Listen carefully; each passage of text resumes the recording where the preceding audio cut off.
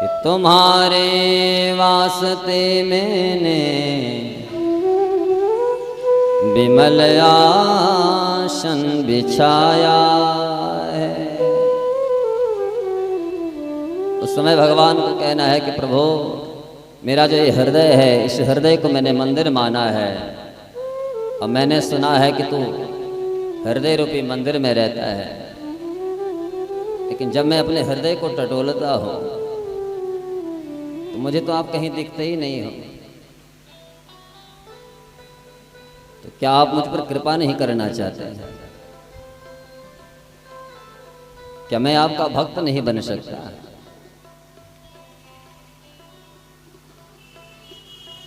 उस समय भगवान को कहना है कि प्रभु मैंने भी इस हृदय को मंदिर माना है और इस हृदय को ऐसा पावन बनाया है, निर्मल बनाया है, तो क्या आप मेरे हृदय भवन में नहीं बैठोगे? लेकिन प्रभु कदाचित आपके अंदर भाव आ जाए कि ये भक्त मुझे पुकार रहा है, मुझे भी इस पर कृपा करने के लिए जाना है, तो मैंने अपने हृदय भवन में ऐसा दिव्य आसन बिछा करके रखा है, आप जब आओगे उस आसन पर आपको बिठाऊंगा कि पधारो नाथ पूजा में हृदय मंदिर बनाया है। तुम्हारे वास्ते मैंने विमल आसन बिछाया है। भक्त भगवान से कहता है कि प्रभु दुनिया तुम्हारा जब पूजन करती है तो न जाने कहां कहां का जल भर करके लाते हैं। कोई कहता है साहब मैं गंगा जल से नहलाऊंगा, कोई कहता है मैं जमुना जल से नहलाऊंगा, कोई कहता है मैं तो गंगा सागर का जल लेकर के आया हूं, वहां के जल से अपने प्रभु को नहलाऊंगा। लेकिन प्रभु मैं तो ऐसी स्थिति में हूं, न गंगोत्री जा पा रहा हूं, न जमुनोत्री जा पा रहा हूं, न गंगा सागर का जल ला करके आपका अभिषेक कर सकता हूं। लेकिन प्रभु जब आप मेरे हृदय भवन में आओगे, वहां बैठोगे, तो आपने तो मुझे दो सुंदर ऐसे पात्र दिए हैं और उन पात्रों में मैंने खूब जल भर करके रखा है। तो मानो भगवान ने पूछा हो कि भैया वो कौन सा पात्र है?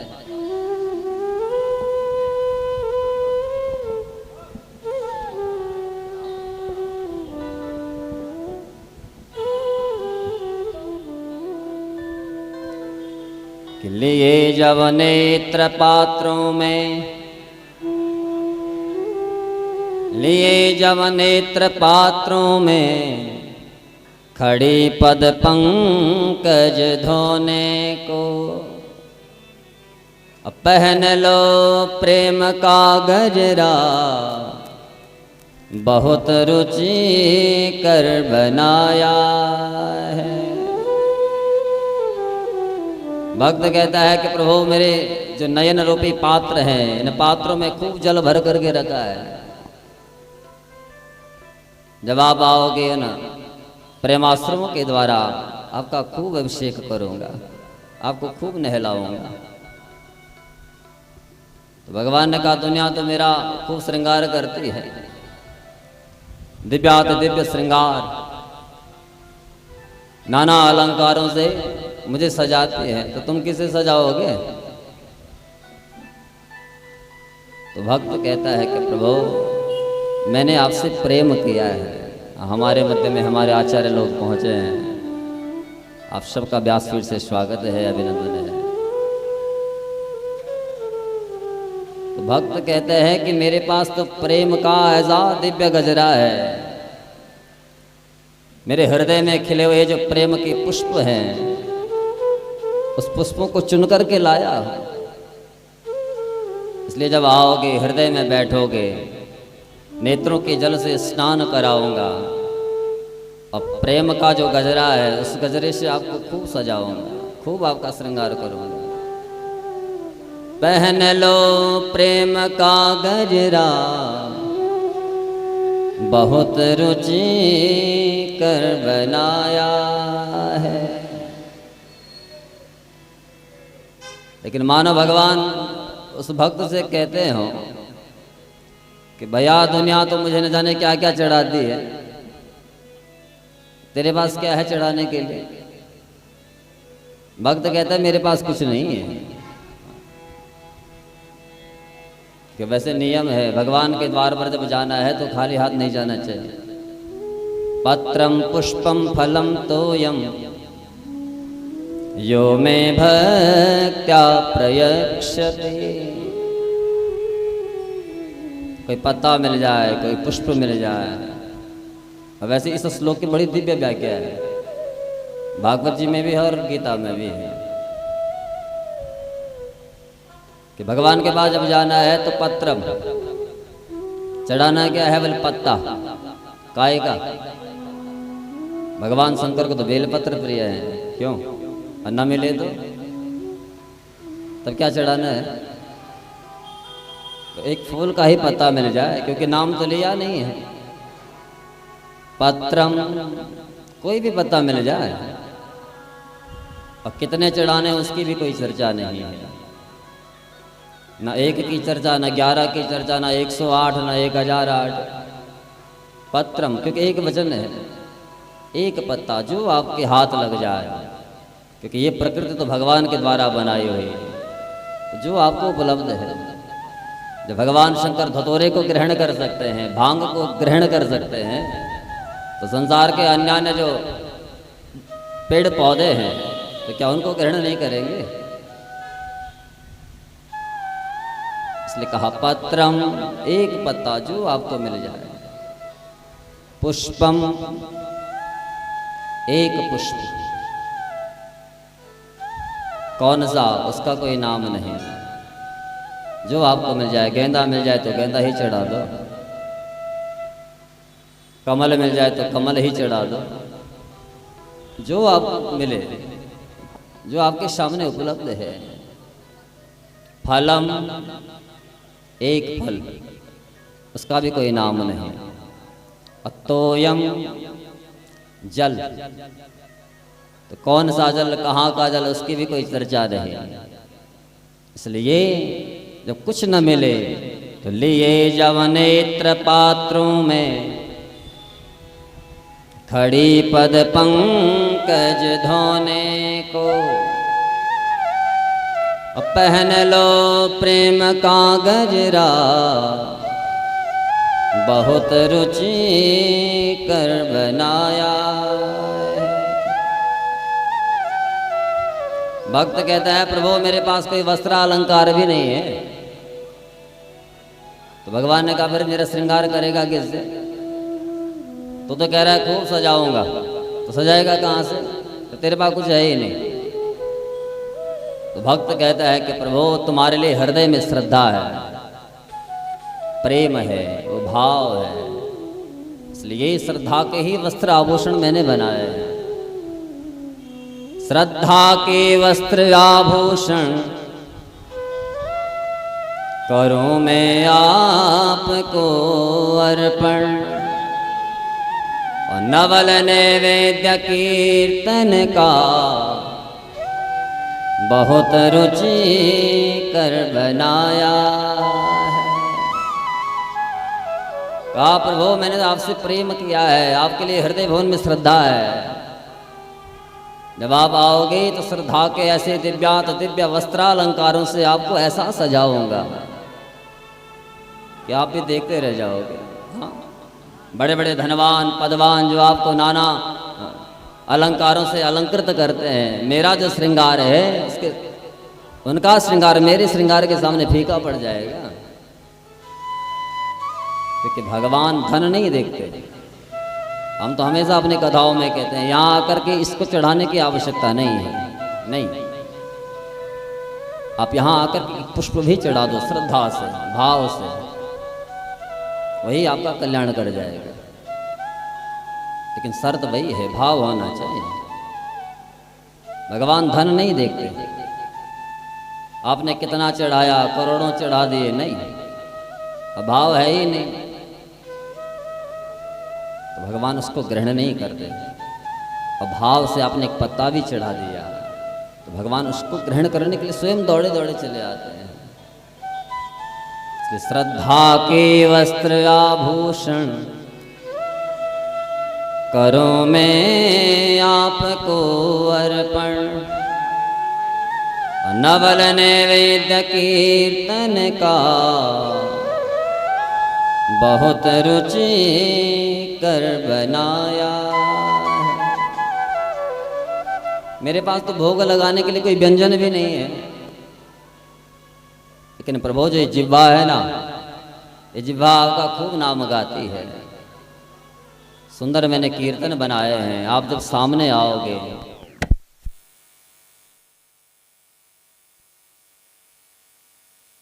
नाम गाओ, वही भगवान का भोग है। कल हमने यहाँ भगवान से जुड़ने के साधन बताए थे कि श्रोत्रेण श्रवणम तस्य वचनम कीर्तनम तस्य। भगवान से जुड़ने का सबसे पहला साधन है कान, दूसरा साधन है वाणी और तीसरा साधन है मन। मनसा मननम तस्य। कानों से भगवान की कथा हृदय भवन में जाएगी तो जिह्वा से उनका नाम आएगा, और यहाँ उनका मनन करेंगे तो भगवान अपने में ही जीव को लीन कर देते हैं। इसलिए सौनकाद ऋषियों ने सूत जी से भगवान से जुड़ने का साधन बताया, पूछा तो सूत जी महाराज ने कहा कि सबसे पहले उनके बारे में सुनो जिनके पास आप जाना चाहते हैं। तो भगवान की कथा सुनोगे तो भगवान के बारे में जानोगे, और जब जानोगे तो तभी तो उनका गुणगान करोगे। और जिसके बारे में पता ही नहीं है उसका क्या गुणगान करोगे। इसलिए सूत जी कहते हैं कि सौनकाद ऋषियों, भगवान से जुड़ने के ये 3 महासाधन, और इनका आश्रय लोगे कि तो निश्चित आप भगवान के दिव्या धाम में आप पहुंचोगे। बाद में कहा कि जीवन के 2 परम सत्य हैं, क्योंकि यहाँ कथा क्रम से है।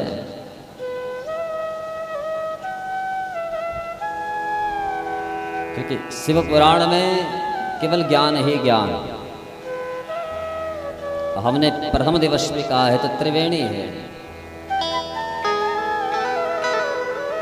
तो पहले खूब ज्ञान भरा 2 संहिताओं में, और आगे जाकर के कथा को सरल किया। क्योंकि श्रोता के अंदर ज्ञान भी तो होना चाहिए, केवल भक्ति और ज्ञान ही न हो तो। वक्ता व्यासपीठ से क्या कह रहा है, आपके अंदर इतना ज्ञान होना चाहिए कि हाँ ये बातें मेरे लिए उपयुक्त हैं और इनको मुझे ग्रहण करना चाहिए। और जो हमारे लिए उपयुक्त ही न हो, हमारे अंदर ज्ञान ही नहीं है, हमने उसको भी ग्रहण कर लिया, फिर होगा क्या?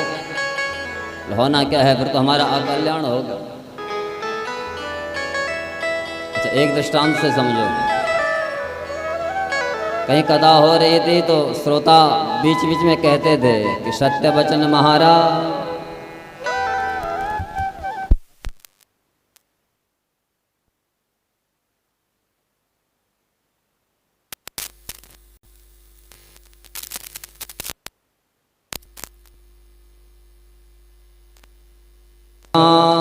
की जय।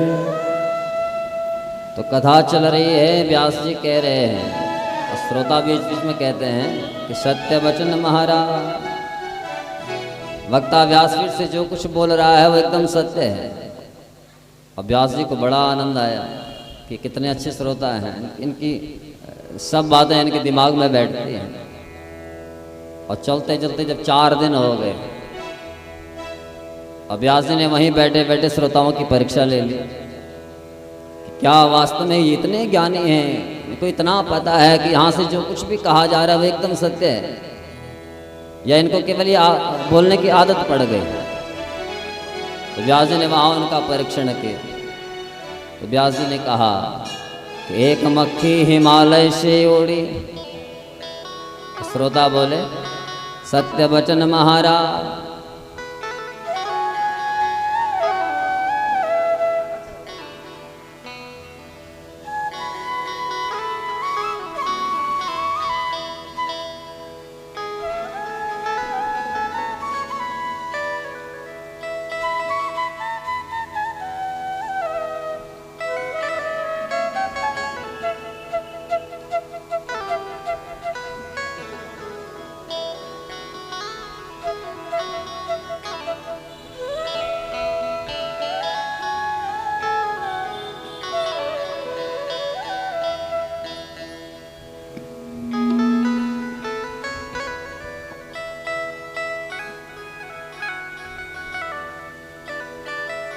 बोले हिमालय से उड़कर वो मक्खी एक हलवाई की दुकान पर गई।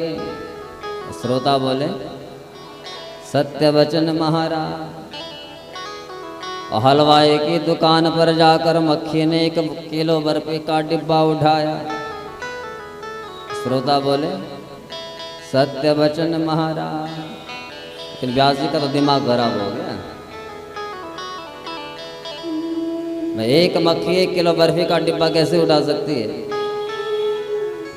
इसका मतलब यहाँ जो कथा सुन रहे हैं इनको केवल सुनने की और बोलने की आदत पड़ गई, लेकिन चिंतन तो किया ही नहीं। इसलिए हमारे अंदर कम से कम इतना ज्ञान होना चाहिए कि यहाँ से जो बातें कही जा रही है वो हमारे लिए कितनी उपयुक्त हैं। कभी कभी प्रसंगवश ऐसी ऐसी बातें वक्ता को बोलनी पड़ती हैं जो हमारे लिए ग्रहणीय नहीं है, और हमने उनको भी ग्रहण कर लिया तो फिर तो हमारा कल्याण हो जाएगा। इसलिए शिव पुराण में पहले केवल ज्ञान की चर्चा और बाद में जाकर के भोलेनाथ की दिव्य चर्चा है। इसलिए कहा कि 2 बातों को कभी नहीं भूलना है जो जीवन के परम सत्य हैं। कौन? पहला तो वो भगवान, और दूसरा मृत्यु, तो शाश्वत है। इसलिए 2 बातन को भूल मत, 2 बातन को भूल मत, जो चाहे कल्याण। नारायण एक मौत को, दूजे श्री भगवान। जिनको ये दोनों याद रहेंगे वो कभी कुसंग में नहीं जाएगा, वो कभी गलत काम नहीं करेगा। तो सदैव उस पद को पकड़ेगा कि भैया अभी बुलावा आ गया, तो फिर भगवान मुझसे पूछेंगे भैया तूने क्या किया। वो सदैव उसी चिंतन में रहेगा कि मुझे अपनी मृत्यु को सुधारना है। अब यहाँ इस भव सागर में नहीं रहना है। बारंबार इस धरती पर आकर के दूसरी योनि में जाना, इस भवाटमी में नहीं फंसना है। तो वो अपने कल्याण का साधन करेगा। इसलिए ये दोनों जिसको याद हैं सदैव चिंतन करता है कि प्रभु बस इस धराधाम से मुझे उठा करके अपने दिव्य चरणों में स्थान दे दो। किससे रहते प्राणिनो यत्र सौ शिव। भगवान इस जीव को धरती से उठा करके अपने चरणों में लेकर के जाते हैं, और उन्हीं का नाम शिव है, जहाँ जीव अपनी लीला का विश्राम करता है। या यूँ कहें कि हमारा जो विश्रामालय है वो परमात्मा, वही तो शिव है। सेरते प्राणिनो यत्र, जहाँ जाकर के हम खुद शयन करें, उन्हीं का नाम शिव है। और शिव कल्याण के देवता हैं। सम करोति इति शंकर है, जो हम सबका कल्याण करते हैं। इसलिए यहाँ सूर्य महाराज कहते हैं कि शौनक आदर्श उस परमात्मा के पास जाने के लिए हमको सबसे पहले एक नियम बनाना है। क्योंकि जब तक हमारे जीवन में नियम नहीं होंगे तब तक सिद्धि नहीं मिल पाती है। अब पूजन करते हैं तो पूजन का भी एक नियम है। हाँ? पहले आसन बिछाया, फिर उस पर बैठे, अपने को पवित्र किया, आचमन किया, तब जाकर के आगे की प्रक्रिया होती है। और सीधा बैठ करके आप गणेश जी का ही स्नान करने लग जाओ तो नियम है। तो ऐसे हमारे जीवन का भी एक नियम होना चाहिए। अपने जीवन में एक ऐसा नियम बना दो जो कभी टूटे ना, और उसी में सिद्धि है। और ये चर्चा यहाँ श्री शिव महापुराण में भी, हर देवी भागवत में भी है। वहाँ लिखा है जो नियम के विपरीत चलता है उसको कभी सिद्धि नहीं मिल पाती है, और जो नियम से कर्म से कार्य को करता है उसको उसी में सिद्धि मिल जाती है। तो बोल हम कैसे मान लें कि नियम पर चलने वाला उसको सिद्धि मिलती है। तो एक बहेलिए की यहाँ चर्चा की। एक बहेलिया भगवान शंकर से बहुत प्रेम करता है, और कबीर ने कथा में सुना कि भोले बाबा तो चिता की राख लगाते हैं। तो इसके अंदर भाव आया कि क्यों न मैं भी रोज भगवान शंकर को चिता की राख चढ़ाऊं। तो रोज शमशान में जाता है सुबह सुबह, और वहाँ जाकर के शमशान की उस राख को लेकर के आता है, चिता की राख जो एकदम ताजी है, और लेकर के आता है भोले बाबा को चढ़ाता है। और न जाने कितने वर्ष निकल गए, जाति का बहेलिया, और ऐसा नियम पर चला है। लेकिन एक दिन भगवान ने इसकी भी परीक्षा ली, क्योंकि भगवान पग पग पर भक्त की परीक्षा लेते हैं, क्योंकि पात्रता भी तो होनी चाहिए। कहीं ऐसा ना हो ये केवल दिखावे की भक्ति कर रहा हो लोगों को दिखाने के लिए। हमारे भागवत में तो वर्णन आया है कि भगवान पहले अपने भक्त को भात बनाते हैं। भात समझते हो? हाँ, हिंदी का शब्द है, चावलों को उबाल करके जो बनता है। अब भात नाम कहाँ रहेगा? तो चावल। हाँ? चावल तो उनको कहते हैं जिनके अंदर कठोरता है, और भात उसको कहते हैं जिसके अंदर जो मुलायम है। तो भगवान पहले अपने भक्त को खूब तपाते हैं। उस तपन में जब वो तपता है और जीवन की जो कठोरता है वो जब चली जाती है, तब जाकर के भगवान देखते हैं अब सुकोमल बन गया, और तब उस पर कृपा करते हैं। तो पग पग पर भगवान भक्त की खूब परीक्षा लेते हैं, और कहीं ऐसा ना हो मैं इसकी परीक्षा ले रहा हूँ और ये भग जाए। कि विडम्बना है, जब हमारा कार्य बनता है तो भगवान का शुक्रिया, फिर भगवान को खूब मानते हैं। और काम न बना तो भगवान कुछ नहीं होता। तो भगवान को कोसते हैं कि न जाने किसकी ऐसी कुदृष्टि हम पर पड़ गई, कौन देवता हमसे ऐसा रूठ गया। भगवान क्यों रूठेंगे? भगवान के पास तो दया है, करुणा है, तो चाहते हैं मेरा भक्त मुझे पुकारे तो सही। भगवान तो अपनी कृपा दृष्टि बरसाते हैं, लेकिन संसार का जीव उनको भी कोसता है।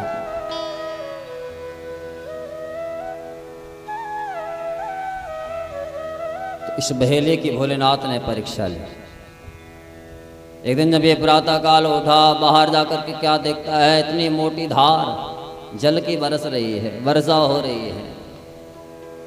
बहेलिया दौड़ा दौड़ा उसी बारिश में, और जैसे शमशान में आया तो वहां राख तो मिली ही नहीं, क्योंकि सारे राख तो बह चुकी है।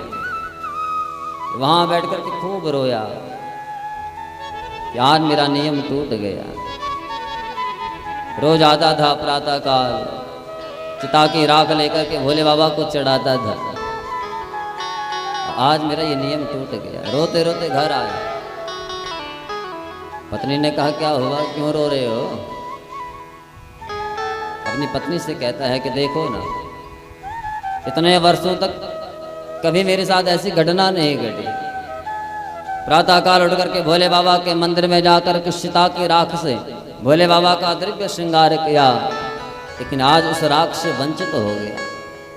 बाहर इतनी मोटी धार बह रही है, सारी की सारी राख बह चुकी है। पत्नी ने कहा कोई बात नहीं, अगले दिन चढ़ा देंगे, लेकिन ये कहता है कि मेरा तो नियम टूट जाएगा। पत्नी जानती है, बड़ा श्रद्धावान है। तो कहा एक काम कर लो, अगर आज आपको चिता की राख नहीं मिल रही है ना, तो मेरा ही शरीर जला दो, और इससे जो राख आपको मिले वो भोले बाबा को चढ़ा देना। लेकिन साहब भोले बाबा उसकी परीक्षा ले रहे हैं। वो एकदम मान गया। सूर्य महाराज कहते हैं कि सोन का दृश्य जैसे इसने अपनी पत्नी पर आग लगाई, वहां पर तो पत्नी का केवल छाया रूप है, असली पत्नी को लेकर तो भोले बाबा चले गए, क्योंकि भोले बाबा इसकी परीक्षा ले रहे हैं। उसने पल नहीं लगाया और अपनी पत्नी को ही आग लगा दी।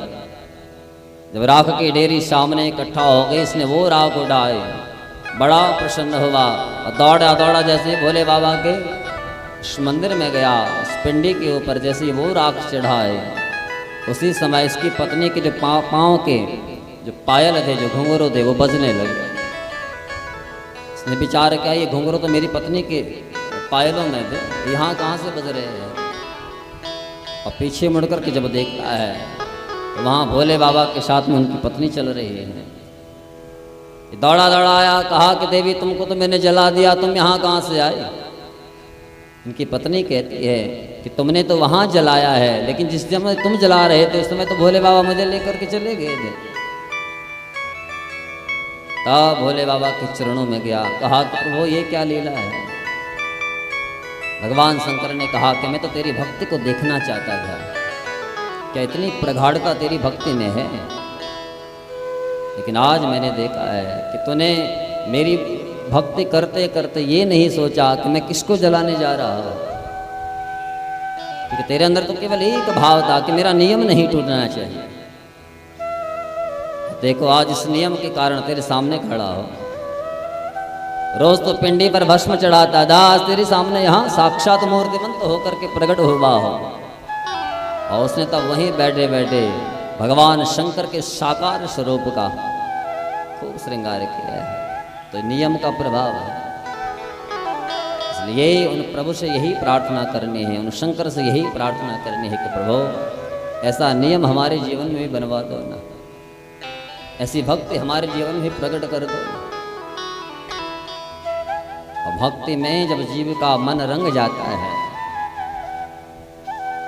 और भक्ति की प्रगाढ़ता जब बढ़ने लगती है तो साक्षात भगवान ही उस भक्त का दर्शन चाहते हैं। हमने कल भी ये चर्चा की है।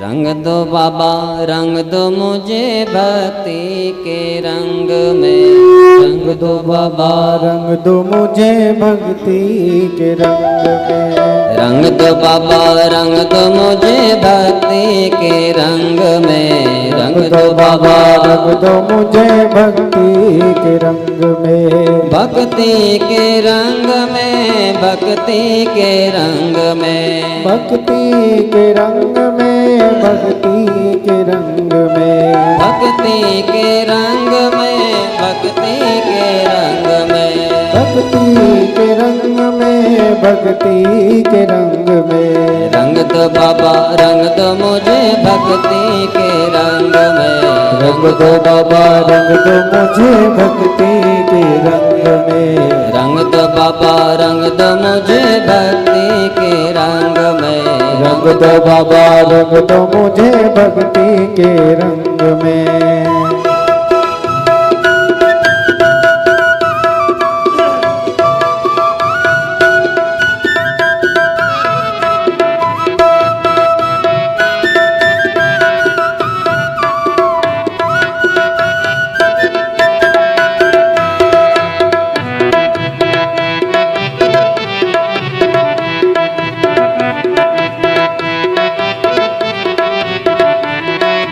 भक्ति बिना प्यारे मुक्ति नहीं है, भक्ति बिना प्यारे मुक्ति नहीं है, भक्ति बिना प्यारे मुक्ति नहीं, ओ भक्ति बिना प्यारे मुक्ति नहीं है, भक्ति बिना प्यारे मुक्ति नहीं है, ओ भक्ति बिना प्यारे मुक्ति नहीं है, भक्ति बिना प्यारे मुक्ति नहीं, ओ भक्ति बिना प्यारे मुक्ति नहीं है। रंग दो बाबा रंग दो मुझे भक्ति के रंग में, रंग दो बाबा रंग दो मुझे भक्ति के रंग में, रंग दो बाबा रंग दो मुझे भक्ति रंग दो बाबा रंग दो मुझे भक्ति के रंग में।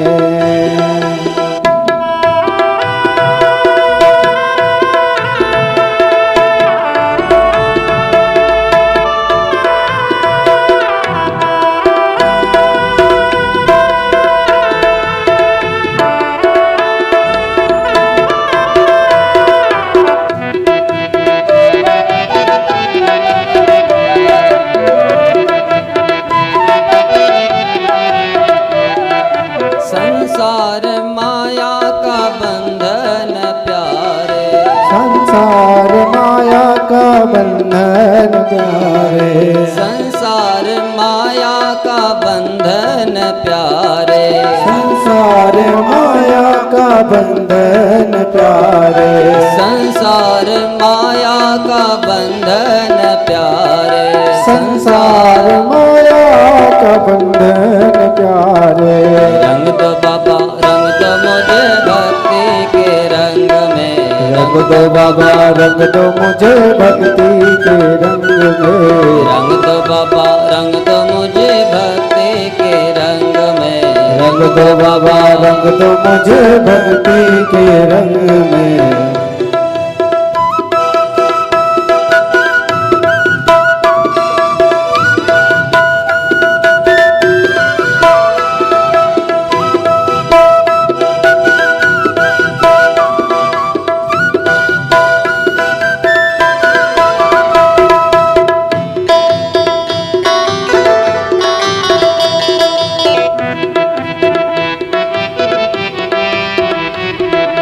माया के बंधन में नहीं कोई गति है, माया के बंधन में नाही कोई गति है, माया के बंधन में नहीं कोई गति है, माया के बंधन में नहीं कोई गति है। रंग दो बाबा रंग दो मुझे भक्ति के रंग में, रंग दो बाबा रंग दो मुझे